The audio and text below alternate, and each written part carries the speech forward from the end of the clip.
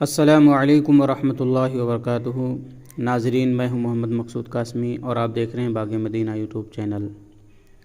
آج یقیناً دل باغ باغ ہو گیا ایسا پرکشش منظر دیکھ کر، اور ہونا بھی یہی چاہیے، کیونکہ جو ایمان والا اس منظر کو دیکھے گا وہ بھی کہہ اٹھے گا کہ سبحان اللہ، ماشاء اللہ، کام ہی کچھ ایسا ہوا ہے۔ آپ جو فوٹو میں دیکھ رہے ہیں یہ کئی دن سے سوشل میڈیا پر سرخی بنے ہوئے ہیں۔ ایسا لگتا ہے کہ یہ کوئی دین کی دعوت کا کام کر رہا ہے۔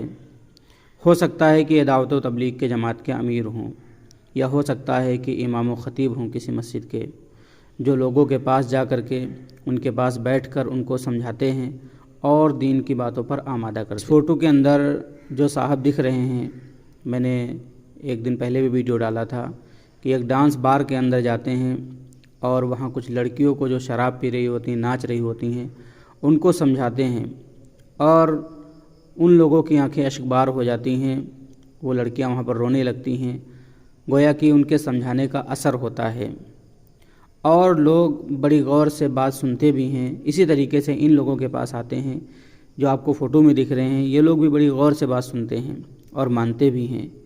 اس سے آج بھی پتہ چلتا ہے کہ ماشاءاللہ آج بھی پوری دنیا کے اندر دعوت و تبلیغ کا کام خوب زور و شور سے چل رہا ہے، اور کچھ لوگ ایسے بھی ہیں جو اختلاف سے کافی آگے نکل کر بغیر کسی کی پرواہ کیے اس کام کو بخوبی انجام دے رہے ہیں۔ ایسے ہی لوگوں کی آج ہمارے معاشرے میں سخت ضرورت ہے، جو دین کی دعوت کا کام کرے، لوگوں تک دین کی بات کو پہنچائے، جو دین کی دعوت کا کام کرے، خود پر اعتماد کر کے نہ بیٹھے کہ ہم تو کامیاب ہیں ہی، دوسروں سے کہنے کی کیا ضرورت۔